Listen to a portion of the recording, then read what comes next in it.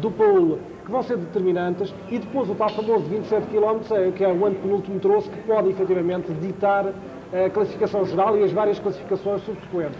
Não posso esquecer aqui, no grupo de produção, nós estamos vindo a falar no Abel Spínola, no Rui Madeira, no António Coutinho, mas em algumas classificativas, por exemplo, na terceira que acabámos de ver, o Rui Fernandes fez o melhor tempo ex-aequo com o Abel Spínola. O Rui Fernandes tem vindo também a fazer uma prova bastante regular em termos do grupo de produção. Eu penso que o Rui Fernandes, ele, aliás, tem demonstrado bem isso nos rallies do Campeonato Regional. É um piloto que poderia também estar inserido nesta luta na frente do Grupo N, se por vontade própria o desejasse, mas, tanto quanto me apercebi, o Rui Fernandes, exatamente pela extensão deste rally e a sua dureza, está a tentar poupar ao máximo a mecânica do esporte que tripula, sobretudo a caixa de velocidades, de modo a que consiga, enfim, chegar amanhã aqui ao Funchal nas melhores condições. O Rui Fernandes tem uma diferença de 2,41 relativamente ao líder da produção. Enfim, estes 2,41 merecem os mesmos comentários que os 33 segundos de há pouco do César Baroni. Enfim, a etapa da manhã será a etapa da verdade, e aqui como o Américo Campos estava a dizer aqui, enfim, principalmente com o carro de produção, tem toda a razão de ser.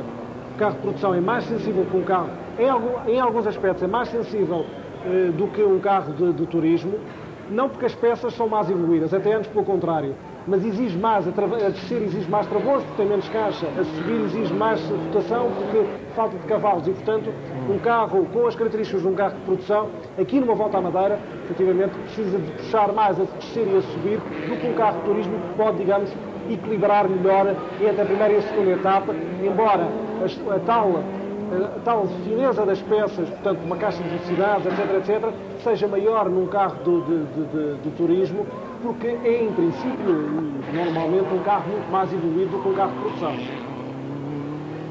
Estas são imagens da classificativa que nós transmitimos às 11h30 da manhã, a quarta especial Chão da Lagoa, conforme estamos a ver. Foi neste troço que aconteceu um acidente que nós tivemos a ocasião de recordar neste especial rally.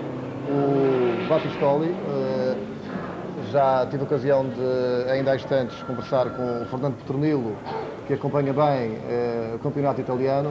Ele dizia que o Battistoli é um homem com história no campeonato de Itália, que não estava a correr há 5 anos e que era um excelente piloto.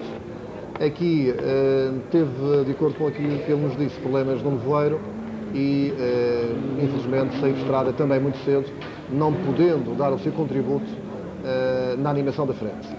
São aqueles pilotos que aproveitam, por exemplo, uma zona molhada, um troço molhado, uma zona de nevoeiro, para recuperar alguns segundos que numa zona de seco e sem nevoeiro muito dificilmente podem chegar lá.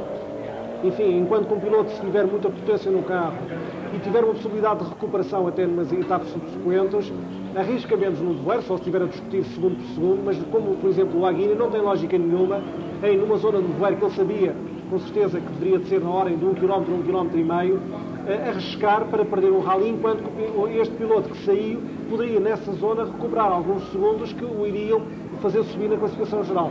Enfim, são as contingências de um próprio rally. O piloto, muitas vezes, sabe que em condições normais não pode chegar aos lugares em cima. Não nos podemos esquecer que já houve uma volta à Madeira, há muitos anos, que quem ganhou um troço da Santo Pois, não dizendo exatamente Santo Pois a subir, foi enfim, passa a expressão, e passa a publicidade, perdão, foi um 127. Isto porquê? Enfim, contra Porsche e contra Escort e contra todos os carros. Porque apanhou uma zona de menos nevoeiro, arriscou e conseguiu fazer em menos tempo do que outros pilotos que poderiam, nas provas especiais subsequentes, melhorar a sua performance. Referir que nesta quarta prova especial o Aguini naturalmente voltou a vencer, o Baroni fez mais 7 segundos, o Seniors foi terceiro a 8 segundos e o Pasquali a 11 segundos. O melhor português foi novamente o Fernando Pérez. Também nisto trouxe o melhor madeirense foi o Rui Conceição, seguido do Miguel Sousa, do Emanuel Pereira, do Abel Spínola e do Rui Fernandes. A produção foi mais uma vez entregue ao Abel Spínola e depois o Rui Madeira, o Rui Fernandes, o António Abel, já desistiu, e o José Pinto. Uma coisa que é de realçar é a localização do público. Eu penso, enfim, tirando algumas pouquíssimas exceções, o público está bem situado, o público ouviu enfim, os pedidos que foram feitos pela organização e pelos pilotos não só não estão à saída das curvas, como estando à saída das curvas estão com uma diferença da estrada de alguns, ou metro, ou mesmo de alguns centímetros, que é, digamos, muito mais seguro para todos aqueles que vêem. E eu acho que isto é fundamental. Talvez hoje seja sexta-feira, amanhã estarão ainda mais pessoas a ver o Rally, mas acho que estas imagens são demonstrativas de que o público da Madeira está a ter cuidado com a sua prova, que é fundamental. E esta zona aqui, por exemplo, os espectadores, se tivessem mais 3 ou 4 metros recuados, eu penso que não fariam mal nenhum e até dariam uma outra segurança ao próprio piloto. E embora isto, comparado, por exemplo, com o Rally de Portugal, com a Volta à Córcega, com o Rally de Sanremo, enfim, isto seja terceiro anel comparado com aquilo que se vê. Aliás, Américo Campos, o José Carlos Macedo, num dos apelos que fazia em relação à segurança, dizia que a concentração é tanta em termos de condução e de recepção das notas do copiloto que não há lugar para pensar no público. Tu que tens andado de forma bastante agressiva nos ralis, também tens esse tipo de reação? Não há dúvida nenhuma de que o público é sempre um fator muito importante. Nós, aqui na Madeira, infelizmente, não temos ocorrências a lamentar nessa área, mas eu posso, por exemplo, lembrar nos ralis que fiz no continente, em que há situações bem mais desagradáveis do que aquelas que nós vemos aqui na Madeira. Eu acho que, e concordo novamente inteiramente com o Dr. Luís Gival, aqui é realmente como se deve ver rally. Eu também estive na estrada ainda hoje e vi que o público está a portar de uma forma exemplar, o que é muito bom para todos nós, para o rally e para o bom nome da Madeira. Dizia eu que há outros realmente outros sítios em que há situações bem mais desagradáveis e que o risco é muito maior.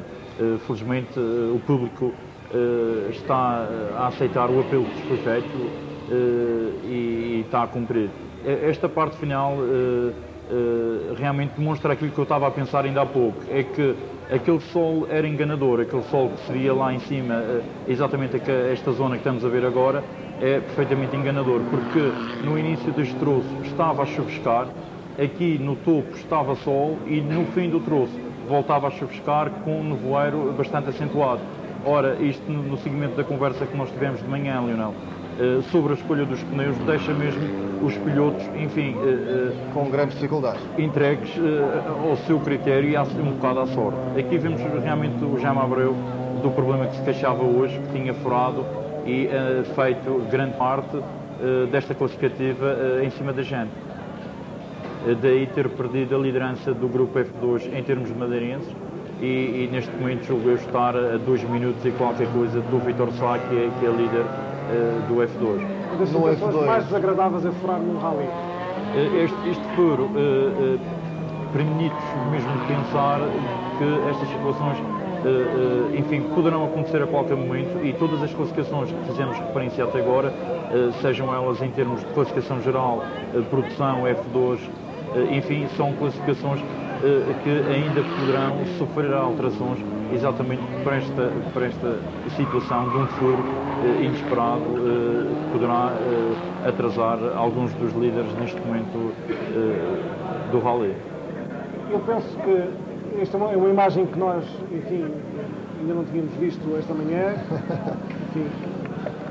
Tentativa de ultrapassagem, é evidente nestas ocasiões, o piloto vai muitas vezes o piloto não vê, porque está, enfim, concentrado. O piloto tem um problema, o carro tem um problema, portanto o piloto está concentrado naquilo que está a fazer, tem o capacete, tem os intercomunicadores e se não houver, enfim, o público muitas vezes a explicar a situação, a anunciar que vem um carro atrás, o piloto pode deixar andar uns metros largos sem dar a ultrapassagem ao piloto que o apanhou devido a essa situação anómala mecânica do seu carro. Mas eu gostaria de voltar aqui à pergunta que o Leonel de Freitas fez aqui ao Américo Campos. O Américo Campos acho que inteligentemente não respondeu. Quando um piloto está na estrada, não olha para o público. Eu penso que um campeão regional, se dissesse que não olhava para o público, não lhe ficava